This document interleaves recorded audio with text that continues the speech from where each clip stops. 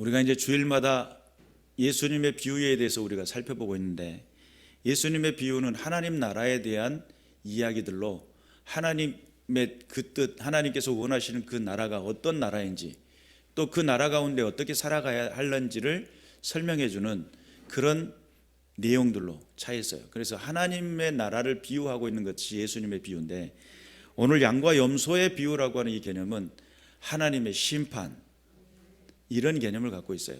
그래서 마지막 때의 심판을 하나님께서 하실 것이고, 그리고 마지막 때의 하나님의 나라에 그 하나님의 그 상속자가 되어 거기에 들어갈 수 있는, 천국에 들어갈 수 있는 최종 결승점에 도달할 수 있는 사람들과 그렇지 못한 사람들을 구별하는 장면들을 오늘 성경을 통해서 이야기하는데, 여러분 기왕이면 예수 믿고 다들 천국 가셔야 될 줄로 믿습니다. 그리고 예수 믿는다라고 하는 것은 도대체 어떤 의미를 가지고 있을까라고 하는 이 부분들을 오늘 한번 생각하는 귀하고 복된 시간들이 되시길 바랍니다. 양과 염소를 통해 가지고 심판의 기준이 어떠한지 보여주고 있는데, 우리가 구원의 개념에 대한 이야기를 잠시 나누기를 소망해요. 이제 구원의 개념이 어떤 것인가라고 했을 때, 구원은 예수 그리스도를 믿는 믿음을 통해서 구원을 받죠. 그리고 그분의 십자가에서의 죽으심을 통해서, 그 십자가의 그 놀라운 그 사랑을 통해서 우리의 모든 죄가 용서함을 받고, 또 그분의 희생을 통해서 하나님 나라 영생의 길을 가는 그 길이 열려지게 됩니다. 너무 놀라운 사건이고, 바울 목사님의 기준을 통해서 설명을 하자면 이신득의, 이신칭의라고 하는 믿음을 통해서 얻어지는 의라는 거예요. 우리가 어떤 행위를 통해서, 우리가 가지고 있는 어떤 그런 행위를 통해 가지고 내 노력과 수고를 통해서 얻어지는 게 아니고, 내가 하나님이 그 모든 것을 하셨음을, 하나님이 모든 것을 우리를 구원하시고 축복하셨음을, 예수 그리스도를 통해서 용서하셨음을 믿는 것이 구원이죠. 그러한 구원 받기 위한 조건이 믿음이라고 한다면, 구원 받은 자의 삶을 이야기하는 것이 양과 염소의 비유라고 할 수 있겠습니다. 내가 과연 믿고 있느냐, 내가 예수님을 진짜 믿고 있느냐, 이 질문은 오늘 이 본문을 통해서 점검할 필요가 있다는 거죠. 그래서 양과 염소의 이 구원받은 자의 삶이 어떻게 나타나는지, 내가 믿고 있는 믿음이 진짜 믿음인지 가짜 믿음인지 분별을 해보시기를 바랍니다. 팔레스타인에서는 가뭄이 들면 염소를 우리 안에 가둬둘 수가 없다고 그래요. 그래서 염소와 양을 함께 이 바깥에다가 방목을 하면서 키워요. 양과 염소를 한꺼번에 방목을 같이 해요. 그런데 저녁이 되면 양들은 목자의 음성을 듣고 오라고 하면 온다고 그래요. 근데 염소는 오라고 하면 오지를 않는다는 거예요. 이 염소 특성상 사람이 가까이 가면 도망가는 거 보셨죠? 시골에 사신 분들은 아실 거예요. 염소가 이렇게 친근한 동물이 아니에요. 양들은 부르면 온다는 거예요. 양들은 그룹을 짓고 모여 있는 것을 좋아하고, 염소는 각양각색 자기 나름대로 돌아다니는 게 염소라는 거예요. 그래서 양과 염소는 실질적으로 잘 어울리는 그런 기질을 갖고 있지 않습니다. 서로 어울리지 않아요. 양과 염소는 어울려지지 않습니다. 그럼에도 불구하고 이때는 같이 함께 방목을 하는데, 그때 목자의 음성을 듣는 것은 양이고 목자의 음성을 듣지 않는 것은 염소다, 이렇게 보시면 되겠어요. 염소라고 하는 것은 이 양과 염소의 어떤 차이점에 대해서 좀 설명을 하자면, 외모적인 차이를 좀 가지고 있어요. 양의 몸집은 좀 둥글둥글한 그런 느낌을 가지고 있어요. 그런데 염소는 날렵하죠. 매끈하고, 그리고 또 생김새도 얼굴 모양 주변에 사자갈기 같은 그런 털들이 이렇게 주변에 이렇게 양털이 돼 있잖아요. 그런데 염소는 턱수염이 이렇게 돋아가 있어요. 그리고 이제 양 같은 경우는 이제 가축으로 해가지고 기르면서 양들의 뿔은 점점 없어졌다고 그래요. 근데 염소는 가축으로 해가지고 기름에도 불구하고 여전히 뿔이 나 있죠. 그리고 또한 양의 꼬리는 아래를 향해서 이렇게 내려가 있대요. 염소는 바짝 올라가 있어요. 이 차이가 좀 있습니다. 그리고 또 입술은 양은 이 인중 이 부분이 이렇게 양 그림할 때 이렇게 그리잖아요. 이 인중 여기가 벌어져 있는데 염소는 여기가 벌어지지 않았다고 그래요. 그리고 또 성격, 성품을 보자면 양은 좀 온순한 편이에요. 그런데 염소는 호기심이 많고 혼자서도 잘 지내고 흥미롭고 어우러지지 않은, 그래서 염소의 모습은 교만을 상징하고요, 양의 모습은 겸손을 상징하기도 합니다. 양과 염소는 울음소리는 비슷해요. 얼른 들어서 구분하기가 좀 어려울 정도로 비슷합니다. 생김새도 얼른 조금 차이는 있지만 비슷한 과인 것 같아요. 그런데 우는 소리도 비슷하지만 그들이 뭘 먹을 때는 양은 풀을 뜯어 먹지만 염소는 나뭇잎을 뜯어 먹어요. 고개를 들고 있죠. 그래서 그런 측면에서 약간의 차이점을 가지고 있습니다. 오늘 이 성경에서는 양과 염소를 갈라놓는다는 거예요. 양은 목자의 음성을 듣고 순종하고 부르면 오는 거고, 염소는 불러도 오질 않는 그런 모습인데, 오늘 성경은 양은 오른편에 염소는 왼편에 두리라 이렇게 이야기합니다. 오늘 이 성경에서는 무슨 이야기를 하냐면, 한 임금이 오른편에 있는 자들에게 이르되 내 아버지께 복을 받은 자들이여, 받을 자들이여 라고 이야기를 합니다. 너희를 위하여 예비된 나라를 상속받으라. 근데 상속받는 조건이 뭐냐면 내가 라고 하는 35절에 내가 그렇게 시작합니다. 내가, 그리고는 어떤 말들로 기록되어 있냐면 줄일 때, 목마를 때, 나그네 되었을 때, 헐벗었을 때, 병들었을 때, 옥에 갇혔을 때. 그랬더니 그 오른편에 있었던 의인들이 하는 말이, 우리가 언제 주님이 줄일 때, 목마를 때, 나그네 되었을 때, 헐벗었을 때, 병들었을 때, 옥에 갇혔을 때 돌아보았나이까? 라고 질문을 해요. 그 의인들은 그들이 그것을 주님이라고 하는 개념을 갖지 주님이라는 개념이라기보다는 이웃을 돌본다는 개념 속에 있었던 것 같은 느낌을 보죠. 그랬더니 예수님께서 이 임금이 하는 말이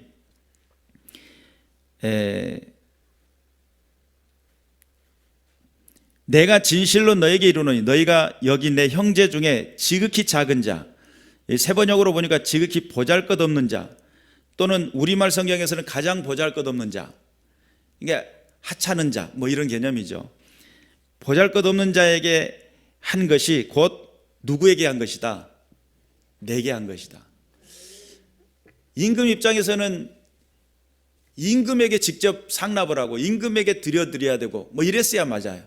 그런데 임금, 오늘 여기서 나오는 임금님은 그런 개념으로 이야기한 것이 아니고 너에게 주변에 있는 지극히 작은 자에게 한 것이 곧 나에게 한 것이다. 이렇게 이야기를 합니다. 우리의 신앙에서 있어서 대부분의 많은 신앙자들, 하나님 앞에 드릴 것 드렸고 하나님 앞에 내가 신앙생활 했으면 되었지라고 하는 그런 개념을 가지고 있는 사람들. 그런데 성경은 무슨 이야기를 하냐면 하나님은 어디 계시냐라고 하는 그 질문 앞에 바로 옆에 있다는 거예요. 내가 돌보아줘야 될 사람들, 내가 함께 해야 될 사람들, 나누어야 될 사람들, 그 가운데 서로 사랑할 때에 하나님이 그곳에 계실 것이고, 두세 사람이 내 이름으로 모인 곳에 나도 그들 중에 함께 있느니라, 이런 말씀이 있죠. 예수님께서 정말 원하셨던 그 하나님의 나라의 그 본질적인 의미 가운데는 어떤 것들이 있었을까? 저번에 제가 수요일날 공의로운 나라에 대한, 아브라함을 통해서 아브라함과 함께 받는 복에 대해서 이야기할 때 공의로운 나라, 그 나라에 대한 이야기를 말씀을 드렸어요.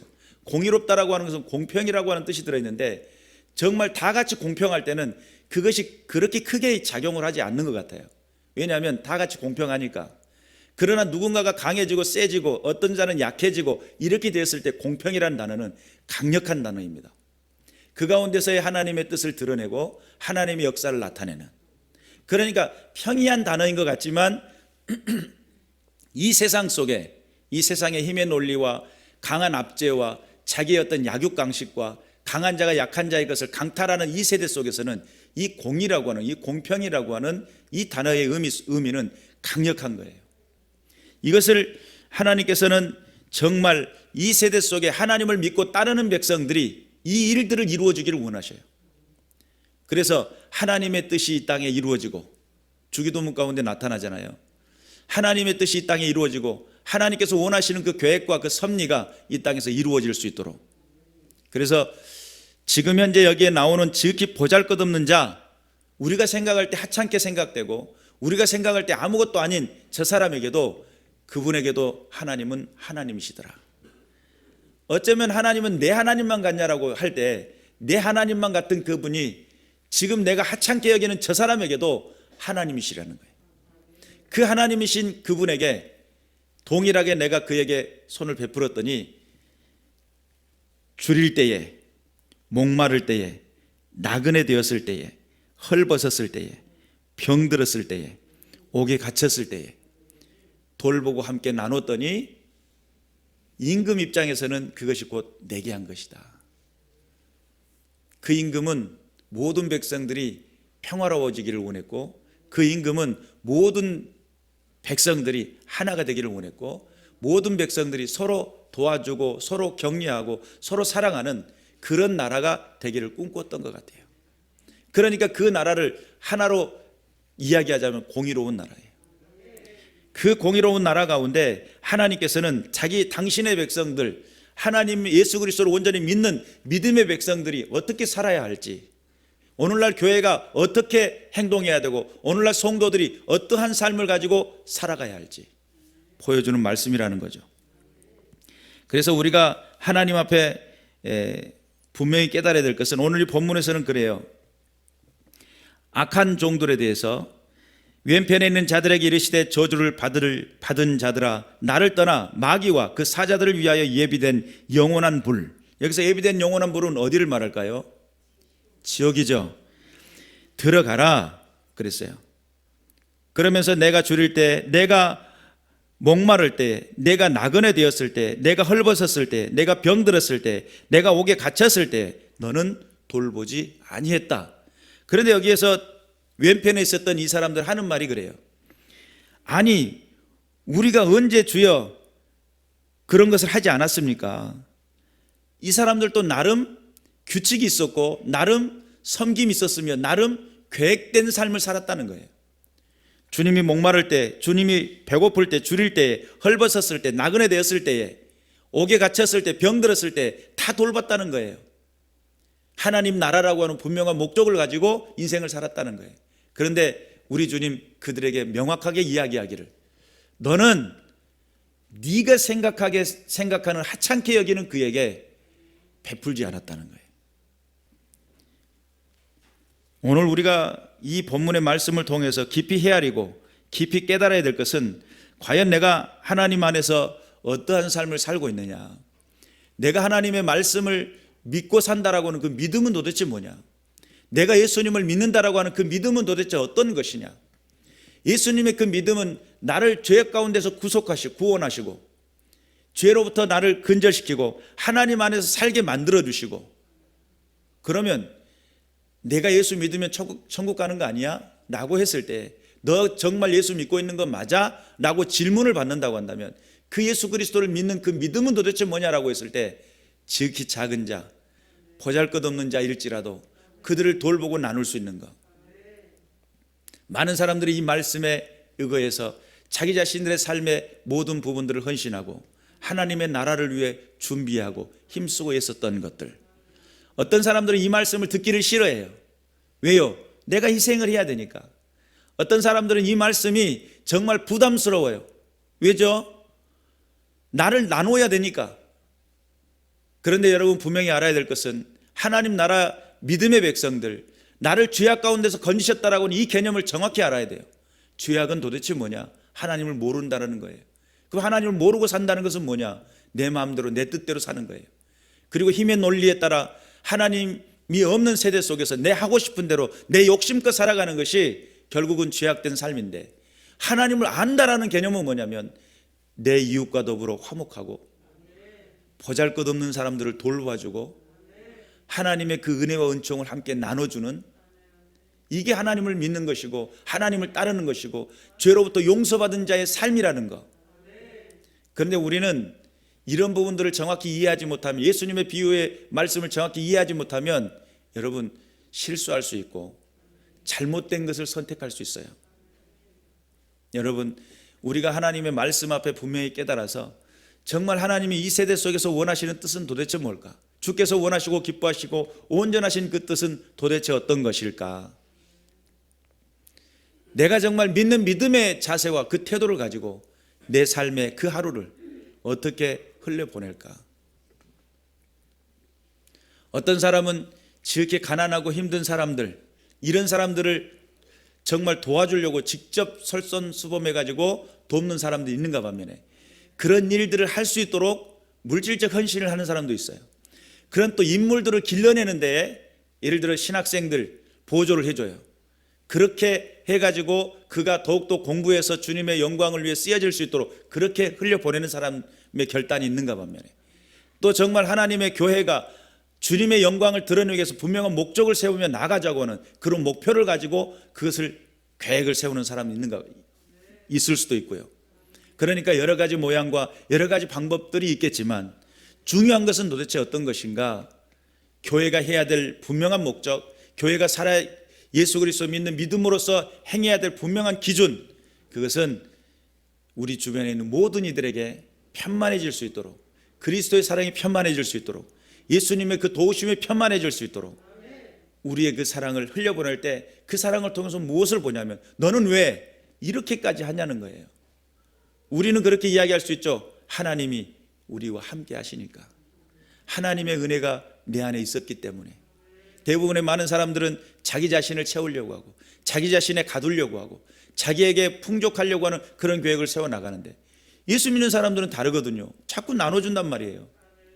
자꾸 베푼단 말이에요. 왜 그러죠? 그 안에 예수님의 명령이 있기 때문이라고. 이걸 증거할 수 있어야 돼요. 교회는 이러한 목적을 가지고 이 세대 속에 죽어가는 영혼들을 향해 함께 나누고 함께 떡을 떼는 그날들을 꿈꾸며 도전할 때 살아계신 하나님의 은혜가 넘쳐나게 될 줄로 믿습니다. 그래서 오늘 양과 염소의 비유는 심판에 관한 이야기라고 제가 서두에 이야기를 했어요. 그런데 이 양과 염소의 심판은 교회 위에서 이루어지는 겁니다. 교회 밖은 성경의 요한복음에 보니까 하나님이 그 아들을 세상에 보내신 건 세상을 심판하려 하심이 아니요 그로 말미암아 세상이 구원을 받게 하려 하심이라. 그를 믿는 자는 심판을 받지 아니하는 것이요 믿지 아니하는 자는 하나님의 독생자의 이름을 믿지 아니함으로 벌써 심판을 받은 것이니라. 안 믿는 사람들은 이미 심판 선고가 내려진 거예요. 지옥. 그러나 믿음이라고 하는 이 공간 안에 함께 들어온 사람들은 알곡과 쭉정이를 걸러내듯이 키질을 하듯이 이곳에서 심판하시겠죠. 정말 믿고 있는지 정말 안 믿고 있는지를 분별하겠죠. 주여 주여 하는 자마다 다 천국 가는 것이 아니고 아버지의 뜻대로 하는 자가 천국 가는 거예요. 하나님의 아버지께서 무엇을 원하시는지 이것을 명확히 알아야 돼요. 내가 오늘 예수 믿는다고 성경책 펴고 묵상하고 큐티하고 내 마음의 만족을 누렸어요. 이것도 중요해요. 문제는 이 내가 만족스러운 내 마음속의 풍요로움을 가지고 소외받은 사람들, 믿지 않은 사람들, 그들에게 한마디의 복음이라도, 한마디의 따뜻한 친절한 말 한마디라도 전할 수 있어야 돼요. 예수 그리스도를 믿는 믿음으로 예수님은 나에게 늘 온유해 주기를 원하잖아요. 내가 실수를 하고 내가 잘못을 해도 나를 꾸짖지 아니하시고 나를 용서하시고 막 이렇게 생각들 하시잖아요. 하나님의 사랑 크다야. 그런데 나는 정작 주변에 있는 사람들에게 조그마한 실수에 대노를 하고 극노를 하고 눈 뒤집고 대들고 이렇게 되면 정말 그게 하나님께서 원하시는 삶의 모습이겠는가. 그래서 에베소서 4장에서는 그렇게 해요. 누구에게든지 친절하라고, 친절을 베풀라고. 예수 믿는 사람은 친절이 몸에 익혀져 있어야 됩니다. 자연스럽게 내 삶의 현장 속에 친절함이 드러날 수 있도록. 그것이 진짜 믿는 믿음의 태도예요. 예수님이 내게 늘 상냥하고 내게 늘 용서하고 내게 늘 베풀어 주는 것처럼 나도 그렇게 해야 돼요. 그런데 내 모습은 조금 더 용납이 안 되고 조금 더 늘 화가 차 있고 늘 공격적이라고 한다면 이거는 정말 믿고 있는지를 돌아봐야 돼요. 하나님의 살아계신 은혜를 따라 정말 긍휼한 마음을 가지고 긍휼을 베풀고 정말 너그러운 마음으로 많은 사람들에게 함께 나눠줄 수 있는 그런 은혜가 있으시기를 주님의 이름으로 축원합니다. 기도하겠습니다.